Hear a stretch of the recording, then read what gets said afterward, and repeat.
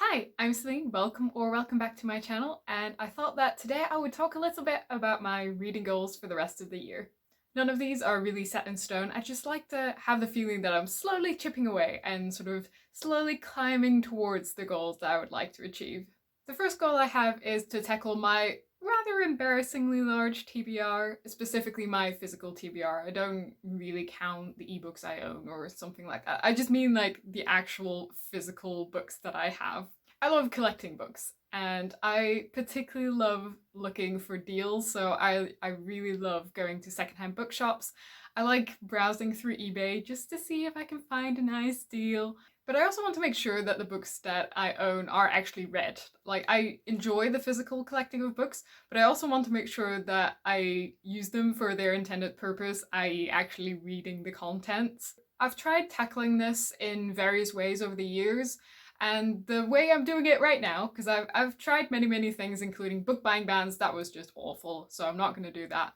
I basically count my books every sort of 3 months at the moment, and my goal is to reduce the percentage of unread books. So I don't look at the actual total of my unread books, I just look at, have I read 20, 30, 40, 50, 60% of my collection? And I try to sort of inch my way up. I don't really have a specific end goal in mind. I think for me is just the idea that I would like to have read the majority of my collection. The last time I counted was on the 1st of July, I think, and at that moment I had 555 books sort of physically in this house. And in terms of percentage, I had read roughly half of them. I think it was 51%.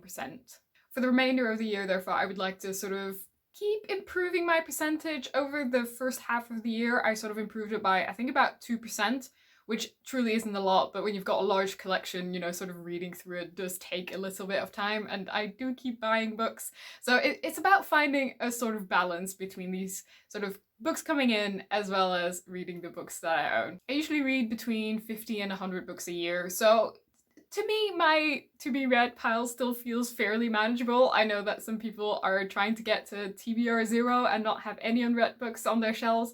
I just like having some choice. I'm such a mood reader, and just the idea of having no books on my shelf at all that are new to me, I don't really enjoy that. I just hope to keep chipping away at my collection and make sure that none of my poor books are being horribly neglected. In terms of a concrete goal of books to read by the end of this year, I think at the moment I'm sort of around 53. I don't have a specific goal to reach before the end of the year. I prefer not to put a specific number on it because I find that then I start prioritizing shorter books just to sort of reach that goal and get that dopamine hit that I've done the thing that I wanted to do. But that means that my longer books just sort of get neglected, and I feel kind of sad, and I do want to make sure that I am prioritizing my longer reads as well. And I often find longer reads really rewarding, so I want to make sure that I don't confuse myself and confuse my priorities by using some sort of arbitrary goal that I'm trying to reach. The second goal is more specific, and that is basically to read all of Shakespeare. In reality, it just means read more Shakespeare. At the moment, I've read Hamlet, Romeo and Juliet, The Tempest, Titus Andronicus, which I do not recommend, and Macbeth. And I've enjoyed them all, but I feel like I would get more out of them if I sort of had a broader view of Shakespeare's work as a whole. You really have to get used to his language, the way he uses words, and I feel like because I read them so sporadically, it kind of feels like I never manage to fully immerse myself. Again, there's no specific number of plays that I've got in my mind. I just want to just explore a bit more, and also explore just the different kinds of plays that Shakespeare has written. For example, I haven't really dived into his historical plays yet, so I'm really looking forward to maybe giving those a shot.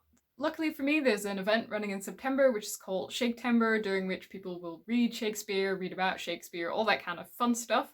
And I will definitely be participating in this, although I do not know yet which plays I want to tackle personally. But I will leave the announcement videos and all of the information down below. So if you are interested yourself, please do check it out. Also, if you have a recommendation in terms of what Shakespeare play I should really tackle next, do let me know. I mean, there's a lot of choices. I really feel like I've only just scratched the surface in terms of Shakespeare's writing. Besides just reading the plays, I'm also aiming to see an adaptation or watch an adaptation of every single one of the plays. This can be an actual like physical in real life play, or it can be a recording but also a movie. It doesn't really matter to me, just some sort of adaptation. For Romeo and Juliet, I recently watched the movie version with Leonardo DiCaprio, and wow, it was wild. I had never seen it before and it definitely was an experience. My third goal is quite an extensive project, and this is not something that I would be able to complete in 1 year, even if I wanted to. I call it my Women in History project, during which I try to read either novels by forgotten female novelists, poetry collections by forgotten female poets, letter collections by historical figures that we usually don't really hear much about, or just generally reading nonfiction about women in different time periods or in different places. Having been trained as a historian, I've really noticed over time how women have been excluded from history making and how they've sort of fallen between the cracks. It is extremely odd to me, for example, that a lot of the really, really famous, popular novelists, like female novelists who were popular in the 19th century, a lot of them we have completely forgotten about and they were not included in the canon, whereas disproportionately male authors have. So we all kind of know Jane Austen, the Brontes, George Eliot. These are sort of the greats of the 19th century in terms of female novelists, but there are so many more female novelists in this time period and they are kind of forgotten. And it's the same way with women who have held positions of power over history, including the 19th century, but also many other historical periods. They've practically been erased from history over the centuries. They are not the figures who receive the biographies, who are included in the curriculum, etc. I've been trying to fill in these blind spots, both in terms of literary history, but also just history more generally.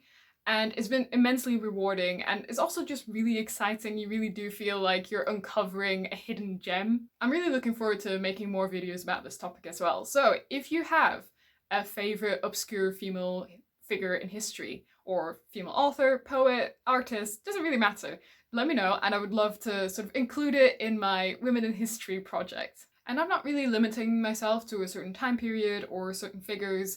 I'm just going like full scattershot. I'm just allowing myself to go on little rabbit holes of research and just see what comes up, rather than just going along the well-trodden paths of the handful of female figures that we do know a lot about. So those are the 3 goals, and maybe they shouldn't be called goals, maybe just sort of areas that I want to improve upon, that I have sort of formulated for myself for the rest of the year. Do you set goals? Are you one of those people who really needs like a very specific number-based goal, or are you more like me and do you prefer to just kind of see how it goes? Let me know. I'd love to hear what your thoughts are, whether you are also interested, for example, in reading more Shakespeare, reading more about women in history, reading your TBR. Do you set yourself certain topics to explore? I would love to know. So thank you very much for watching and I will see you later. Bye!